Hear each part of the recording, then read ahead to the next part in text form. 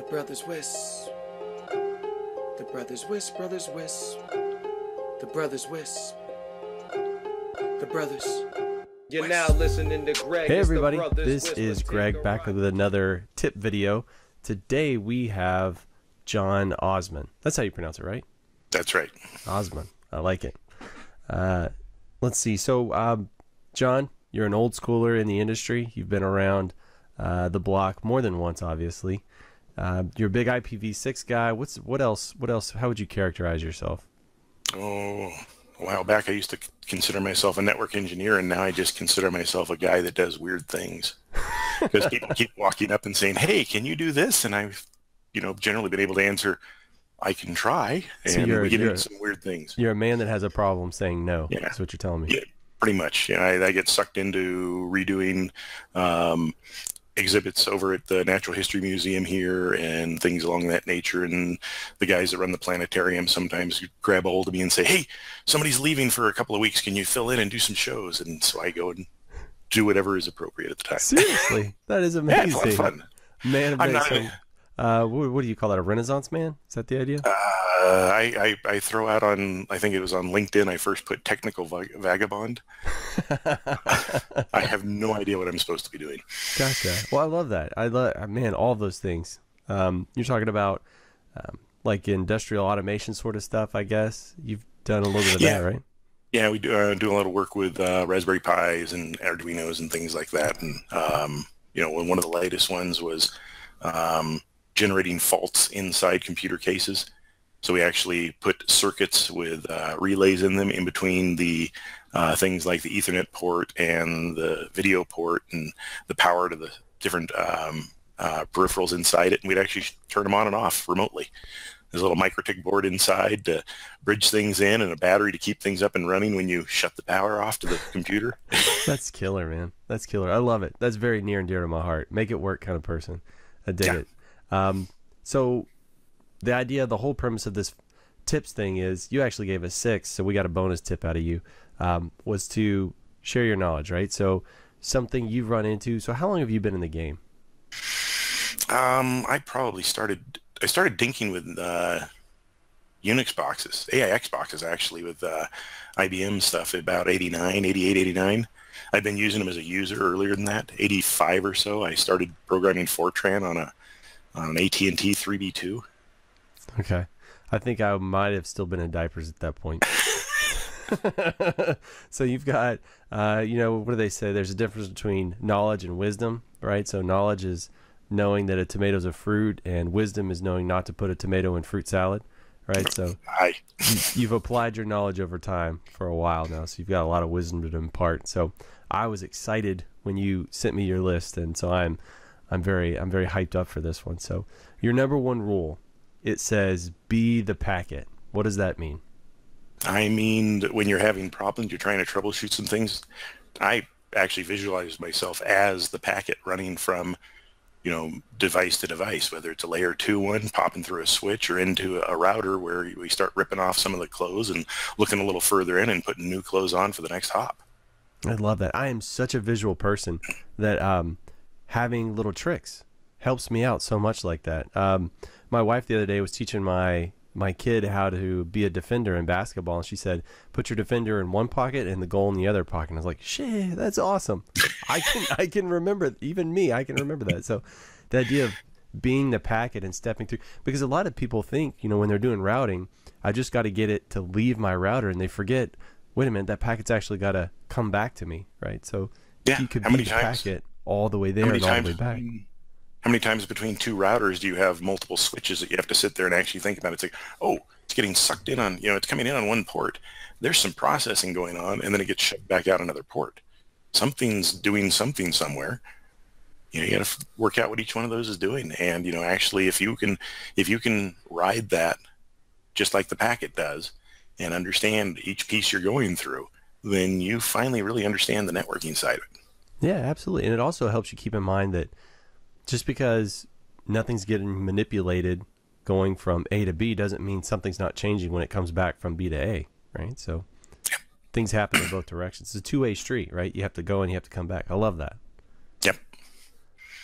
And you start running into the asymmetries of the world out there too. Most people are working on networks where that doesn't matter, and when you start having return paths that are different than the the egress path, it's really interesting when you start trying to figure out what's going on there, and that's one where being the packet is really helpful.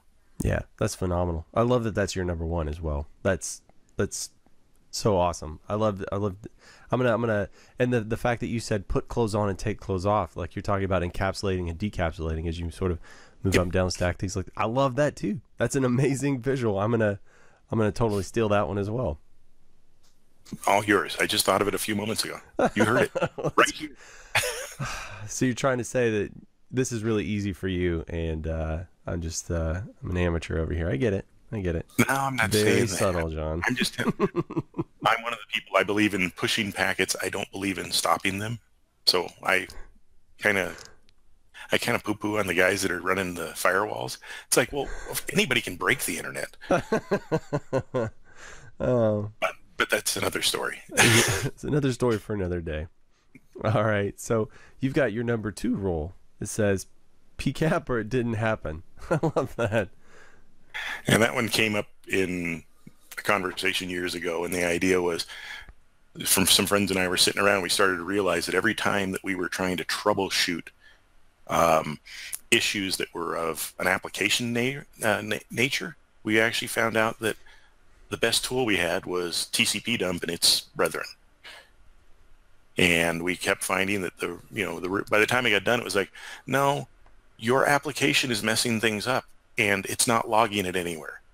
So it doesn't matter what it says. I mean, it happens in, I think we really got it in VoIP. A decade ago when I was playing with VoIP stuff, that's really where we found it, because everybody's switches and things of that nature back then didn't always play well. So you'd run into problems like, you see Mr. Hammett right now is running into issues every once in a while that he pops into on the Slack and he starts talking about, and almost invariably you end up having to get down on the wire to go read what actually happened. Yeah, what is it actually doing? Where are these packets actually destined for? Going back to number 1, be the packet in those scenarios. And I can think of so many different scenarios where I've had to use packet captures to figure out a problem. I've seen before where, and it's not just, it's not always the application. Sometimes when you're troubleshooting, say, MikroTik issues, the only way you can figure out the bug that you've run into is doing a packet capture. And you can say, oh, what in the world is this thing doing? Or it's not sending any messages out. Or, if you do see messages coming in, and you don't see it exiting your device, well, it's like, okay, well, that makes sense. Or I had before, there was a content filtering device that was spuriously grabbing people's connections and dropping them. But what it would do is whenever it would block, it would send back like a TCP reset. So, if you ping the web page, and it takes 40 milliseconds to get there, but you see the TCP reset come back in 1 millisecond, well, obviously it's not leaving my site, right? So how else would I have been able to sort of tell that? Because it was spoofing all of the, all of the packet, so it was, I don't know, there's just so many various interests. One time I had a rogue DHCP server, and it was my own DHCP server acting as the rogue, my own router. And I did a packet capture. I was like, oh, yeah, that's why it's sourced from this IP. My bad. So I went in there and turned it off really quick. So it's so invaluable. And it's irrefutable evidence that you can hand to somebody else, right? Yep. Years ago, there was a Novell server that was spewing crap all over our network. I was working at Wright State University in Dayton, Ohio at the time, and I'd had to teach a lot of the Novell guys how this network stuff worked. And I kept playing with my Linux box, and the Linux box at the time had a lot of Novell stuff built into the kernel. And he started talking about things that were breaking, and I got on it was pcap or didn't happen. I'm looking at it, and I was saying, hey, this server is doing this. He says, what's that server? And I said, that's my Linux box on my desktop. Let me go shut that off. I'm sorry, I'm breaking you. But we never would have known. I mean, the tools didn't exist under the ML world to figure out what that type of stuff was going on. You had to have some type of packet capture device to figure it out. Those are you called repaired and testing. So, my bad. I figured out what it was. We're good now. Don't worry about it. Won't happen again. But yeah, for sure. It's it's not just TCP dump. Like if you're a Windows guy, you got Wireshark, right? And you can take those Linux dump files that you create, and you can open it on your Windows box in Wireshark. So it's it's universal. It's whatever platform you're on. There's going to be something. And a lot of routers, like your MikroTiks, can do packet sniffer, or more advanced Junipers, firewalls. Your better Cisco kit can do it now. So it's in there. That's why I like the fact that most of them are starting to run Linux on the underneath, so you can actually use some of those tools. Yeah, it's tremendous. It's tremendous. All right. So number 3, don't confuse network and physical diagrams. Yeah, how many times has somebody handed you a map and said, "Here's my network," and when you start looking at it, you realize that part of the drawing is showing you how things are connected together, and another part of it is trying to show you the layer 3 differentiation in there, and they aren't on the same boundaries. You might have 2 routers and 3 switches between them, but that's really just 2 routers and a network. Mm-hmm. It's not, you shouldn't be trying to show somebody a picture if you're trying to do it at the network layer, show somebody a thing that has 3 entities on it. Here's the routers, here's the network they both connect to. Don't show them something with 5 pieces on there, because that's confusing the issue. Yeah. If you need something that's physical, do so. Yeah. Then show all of them. And I think some people too, there's an assumption of information there. They'll show, all right, here's my physical diagram, and it'll go from port X to Y on this other device, and they'll forget to tell you, oh yeah, well there's an unmanaged switch that's in there. But since it's unmanaged, I didn't even that matters. Yeah.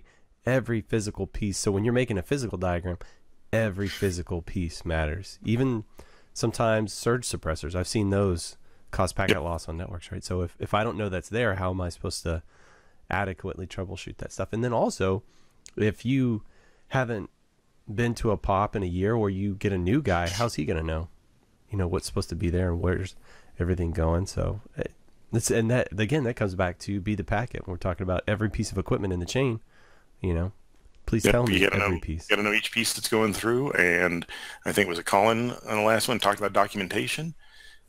A lot. You need to document. You need to, I try and make sure that whenever I document a pop or something, there's pictures, there's maps, show you where things are, there's labels on everything.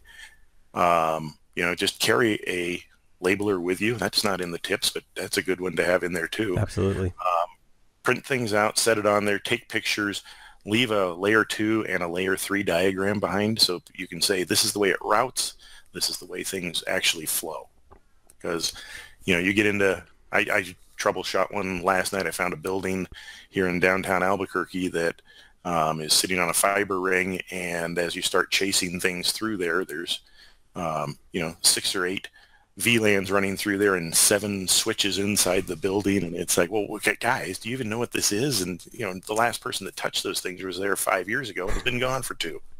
Yeah, it works. Why would we touch it? Come on. Exactly. Yeah. If it ain't broke, don't fix it. I get that.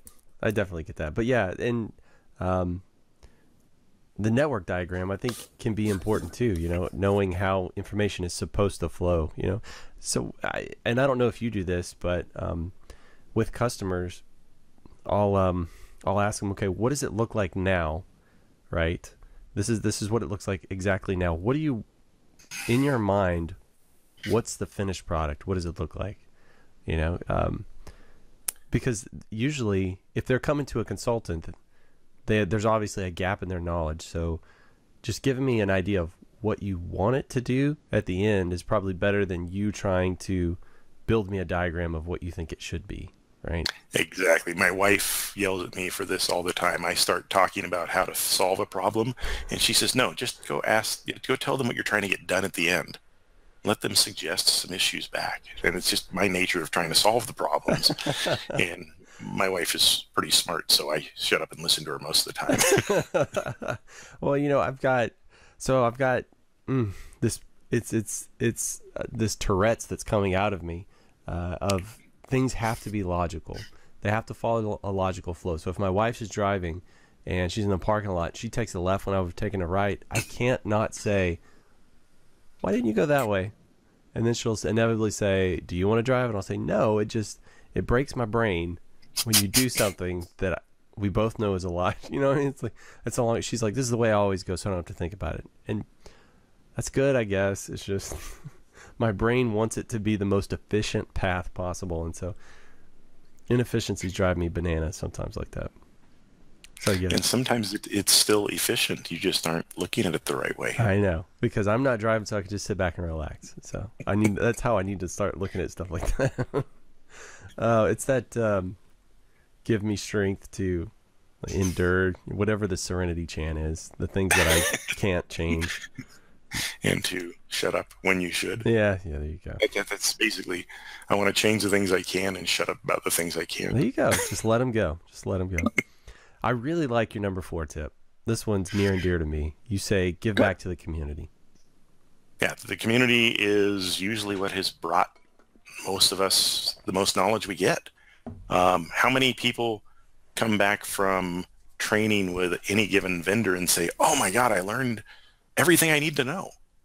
You learn bits and pieces here and there, and you piece them together and glom on with the things your friends have told you, your coworkers have told you, the communities you go out and find, the conferences. I will tell anybody that's doing service or provider level type stuff, go to a nanog. Go to at least 1 or 2 until you get to the point where it doesn't sound like gibberish.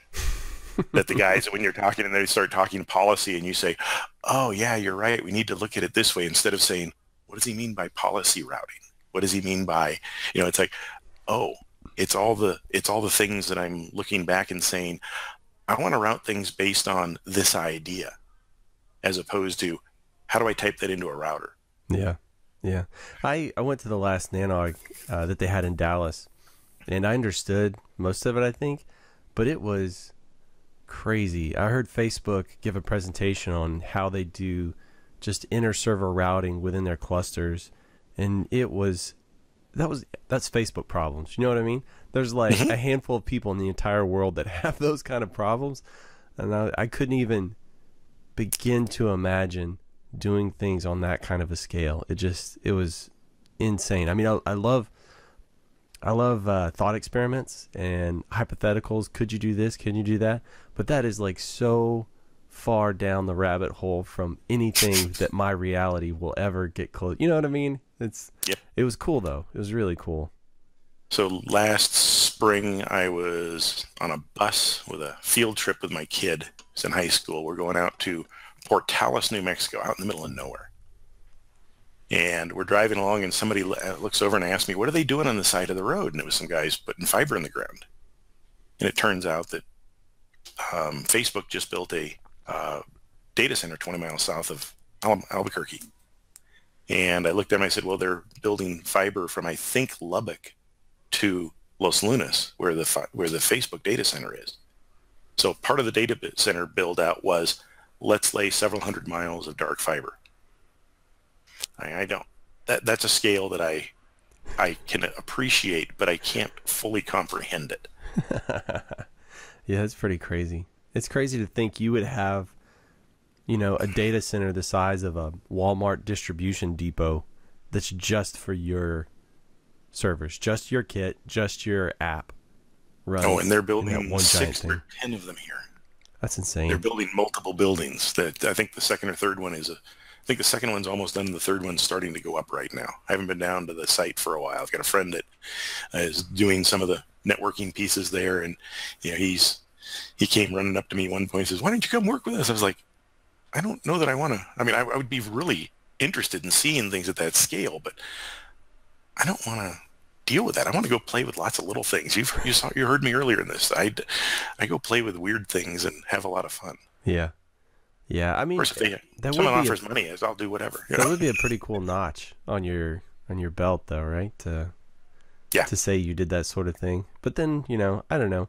There's a little voice inside my head, that needs to be seen, right? So it's like I was listening to this podcast and they said there's people that are look at me's and there's people that are ICUs, right? And so I think everybody's got a little bit of both in them, right? And so the I look at or look at me part is I've always tried to position myself to be like very technically inclined, and I always wanted to be the person that everybody would come to.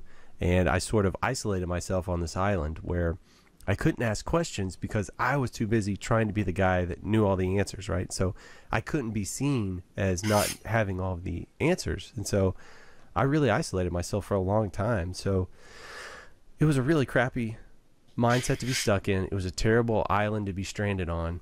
And I'm so glad that I've got people like you that are willing to reach out and help and answer questions, you know, that understand so plainly what it was confusing to me, right? That I would have never came to, that it's, you should give this information out, you know, you should be okay asking. And I just love the idea of, you know, feeding back into the community and helping others people how you can. And you know, you're saying little stuff. I'm of the same mindset. I love doing little things and knocking them out, and you know, kind of spreading my information around. And I guess the virus that is microtik, you know, you kind of it's sort of, you plant it and it just grows over here and then over there. You know, people really tend to like that stuff. That's why I like it so much, because it's so accessible in so many scenarios. Yeah. And you know, you're talking about your island. You know, you get off the island, you get back into the community, and you learn a lot more. Yeah, yeah. I mean, and it's funny how small our community really is. You know, and you get to know the same names, and you'll see the same names pop up in the like the Nanog mailing lists and stuff. You know, and on the forums, and in the Facebook groups, and you know, like in the Little Brothers with Slack. Like it's funny how some of the best people are the ones that are so open to giving their information. Like for me, I always gravitated towards the quiet people because they don't need to be loud and scream about how smart they are and how important and I know everything, right? They have that quiet confidence. It seems like the louder guys are kind of, maybe if they yell loud enough, nobody will realize they don't know what they're talking about, sort of thing, right? And so people like you that are just so confident in their abilities and so willing to share their information, those are the kind of folks I always sort of gravitate towards. Well, it was very kind words there. Talking about words, let's hit number 5. Yeah, vocabulary. Vocabulary. I like it. I think it's important. It's one of the most important things. You know, when there's no communication going on, if people aren't using the same words for the same concepts. And so I spend, you know, a lot of times when the first time I start working with, say, a new telco, you know, if they start rolling out a new Ethernet product, you got to sit down and start talking to them. Well, what do you call a clear LAN? What do you call, you know, a customer VLAN? How do you transport those things? Let's get our vocabulary straight so when we talk about it, we can, you know, actually get things out. And that's one of the nice things about working with the technical guys is sometimes you can cut and paste a piece of Cisco or MikroTik config and say, that's what I'm talking about. And since we both have to run that through the same parser, we know exactly what we're talking about. Yeah, for sure. And if you can find the ways to make that happen in your speech and in your writing amongst whatever community you're working with, then you know you're starting to actually transfer knowledge and ideas back and forth. I like that. I like that a lot. I mean, it does make sense. We've sort of worked on that a little bit in the data center too, with common nomenclature. Like before, somebody said, hey, we've got an outage on blah, blah, blah. So everybody freaks out, right? In a data center, you never want to hear somebody say outage, where it turns out one customer's breaker had tripped in their cabinet, right? It's like, that's not an outage, dude. You know, so words and the words you choose to use can have significant impact. You know, so it's a common nomenclature, I think, in a lot of scenarios is very important. Very important. Absolutely. That's funny you should bring up the power one. I was once working with a data center who had skimped a little bit on things, and they had a fire. And the UPS that ran the floor caught on fire. And there was no bypass, so they couldn't even run the floor straight off the generator without well, they just couldn't do it. And we had to scrub, or we struggled that day and actually found a nice transformer to put in place and just ran the thing on generator back power only for 3 weeks while new UPSs were brought in. 3 weeks. Oh my gosh, that was a hairy 3 weeks, wasn't it? Yeah, well, yeah, it was not fun. They had some large satellite providers there as well, so every time there was a little hiccup, they had a lot of calls. Man, that would make for a bad month. A really bad month. I'm sure that did that happen in December?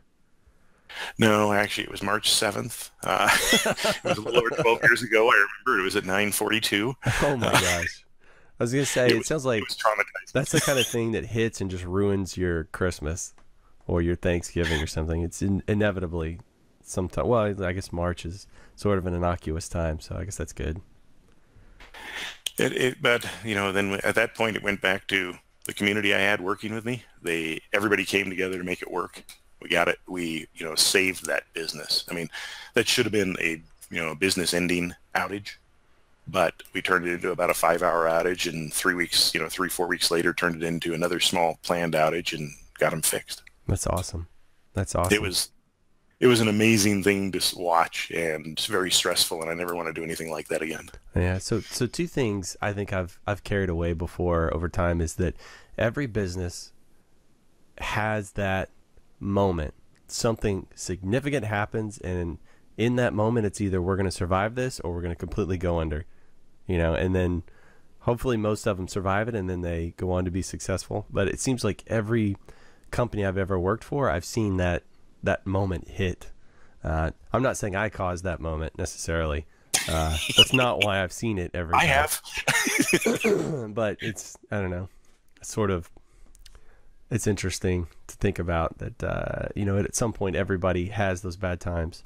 And keeping that in mind, I think everything's made by man, or rather everything that is made by man is going to fail at some point, right? It's just, That's the nature of it. And when it fails, I think being as transparent as possible and being as quick to communicate, I think goes so far with people, because the last thing you want to do is have a bunch of failures and not communicate that with people and then try and hide it. I think people really appreciate it when you say, hey, we screwed up.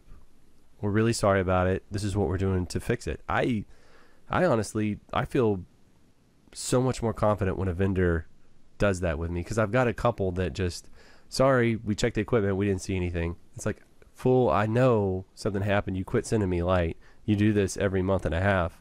Can you please just tell me what it is? I'm not mad at you. I just want to know, it's like, I'm just disappointed. I'm not mad. But no, it's like everybody screws up.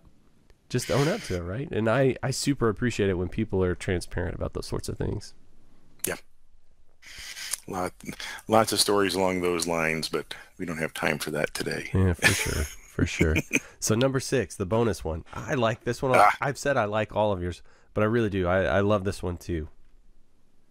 I said lab it or break it. The idea is you don't know how stuff works until you've put it into place and broken it several times and brought it back up from zero again. And when I'm doing new software for maybe a network monitoring system, I will sit there and install it 5 or 6 times. And that's what I love about the world of virtual machines now. It doesn't take quite as long to do it.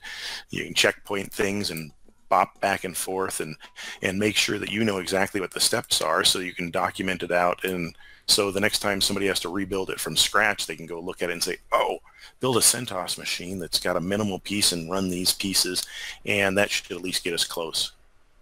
Yeah. And that type of work, or throwing together 6 or 8 physical routers and making something that has multiple pathways across it, and trying to figure out how the MPLS labels get built up, and just watch how it works and see what happens when you yank a cord out without doing it to your real physical network out there. Customers get upset with that. I don't quite get it. We're doing it for them in the long run. Come on.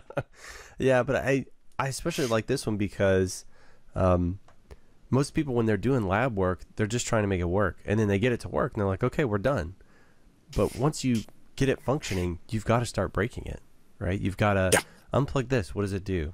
You know, even if all of your designs work as anticipated, what is it doing that, you know, so it's like, how do you know that it broke in this specific way? What are the indications? What are the markers?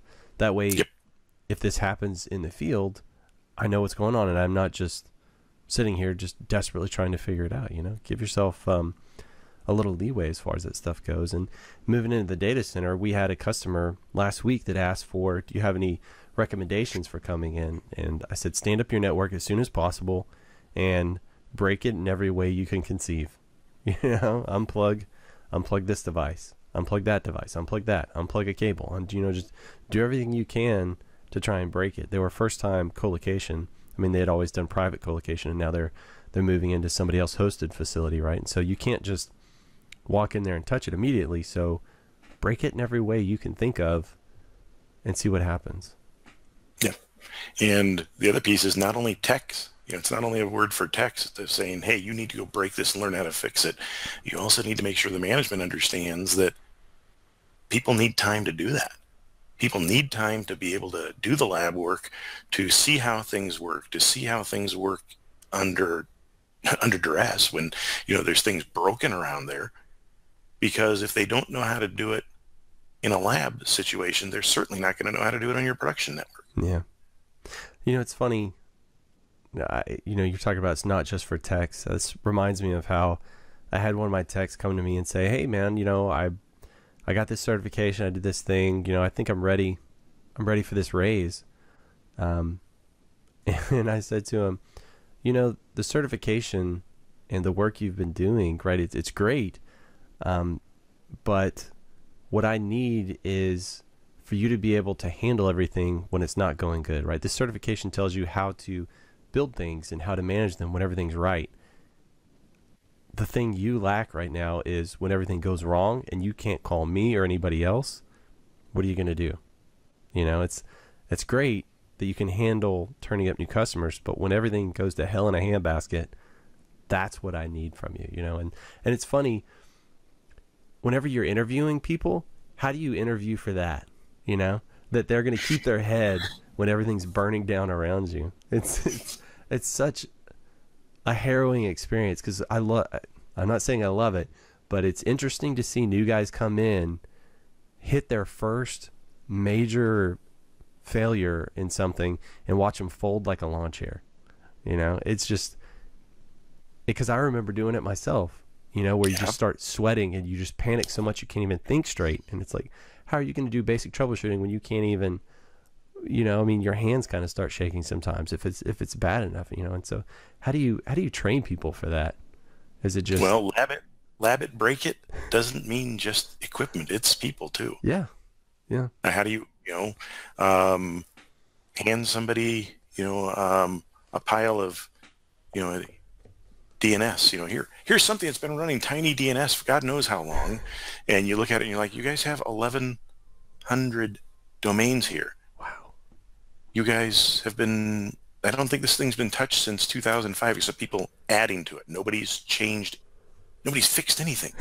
And everybody's too afraid to touch it, right? Well, they're afraid to touch it, and then by, you know, you're about five generations down, and all of a sudden it's people that don't really understand the technology behind it. So you end up with these resolvers that are, and authoritative machines that are sitting there doing things that they don't need to. They have been for 15 years with a bunch of things that don't exist anymore.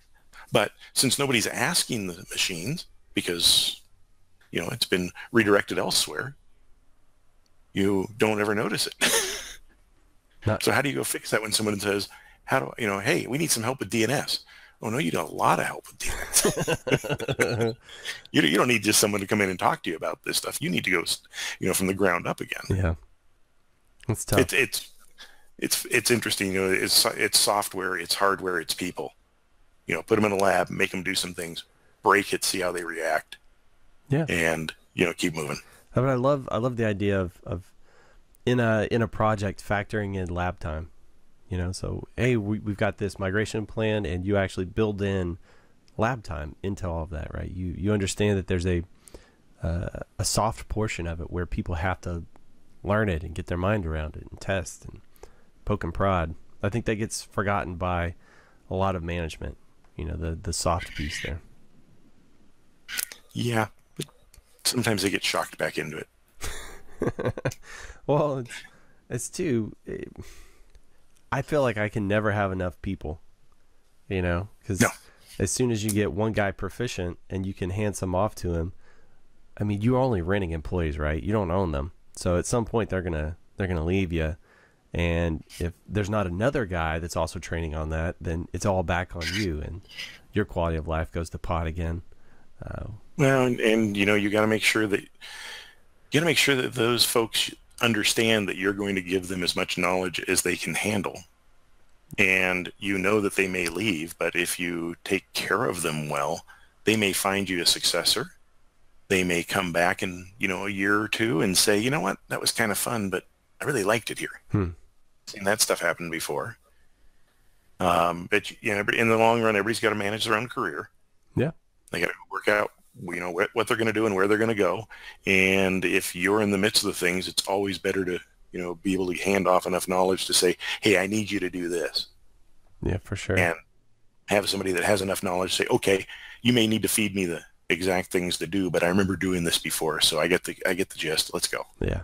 And I like the idea of dumping as much information into people as you can. You know, like build them up as best you can. That way, you know, what is it, that Boy Scout thing? Leave it better than when you got there. So, you know, I want them to be so awesome when they leave here that, you know, they take over the world. That's what I tell them. Yeah, and it makes you look good too, because everybody that sees the people coming from, you know, from where you are, they can say, hey, those folks over there did a good job. Let's go let's go work with them. Let's go poach some more of their people. Exactly. I like it. I used to run a knock for a voice over IP company 10 years ago, and every single one of my guys got picked up by another company when the thing failed. Oh. One set of people that had been working with us just carefully went behind and just picked up every single one of my techs. It was kind of gratifying. But yeah. Well, I mean, I was going to say, rather than them just, you know, sit on unemployment, I guess that's nice to see them get picked up. So that's a little tip of the hat towards you. I mean, it's a feather in your cap. A badge of honor you could wear. I like that. Yeah, but they didn't want me. No. Well, that's because you probably cost too much at that point. No, I wasn't a very nice person that time. Everybody's been there at some point. That's why we all grow, right? We're all capable of change, becoming better versions of ourselves. There you go. Very inspiring words, John. If somebody was out on the internet and they wanted to get a hold of you, if you wanted them to, because some people, you know, they aren't interested in that, how would you have them go about that? Probably the best thing is just send me an email at john@osmon.net, john@osmon.net. All right. Sounds easy peasy. Well, John, I sure appreciate it, man. Right. And if people want to catch John, shoot him an email, or any of you cats that want to join the patron, jump in the Slack, and John's Johnny on the spot, as it were, in there. Really good insight. You're very technical about all of your responses. I'm so nonchalant and off the cuff. You actually take time to think about your things, and I applaud you for that. And that goes back to the vocabulary piece. I've learned that if I'm not precise in that type of thing, I misspeak, and people take it the wrong way, and then it gets derailed instead of giving real information. Well, or sometimes if I'm just off the cuff, then they'll ask another question, and I'll answer that off the cuff, and then another, and then another. If I was just precise at the beginning, it would have saved me more time in the end. Now you're off the fairway and just sitting there going, well, I didn't want to be out in the rough. I want to be out there playing the game. All right. So anybody listening, if you've got tips and you want to record a session, hit me up, greg@gregsoul.com, or contact us at TheBrothersWISP.com. happy to get you on here as well. And one more time, thank you so much, John, and thank you guys for listening. Networking. We talk Greg, about thanks for all you do. equipment and methodology, so sit back and start learning. Lighting up the tower so people can start searching. Shooting up the web in neighborhoods, net surfing. We got horrible jokes, we're loud and annoying, but we're informative facts, we're not disappointing. Just give us a listen, cause fun is the mission. I'm telling you, you don't know what you are missing. Ideas and some good comedy given. If you missed the show already, don't worry, you're forgiven.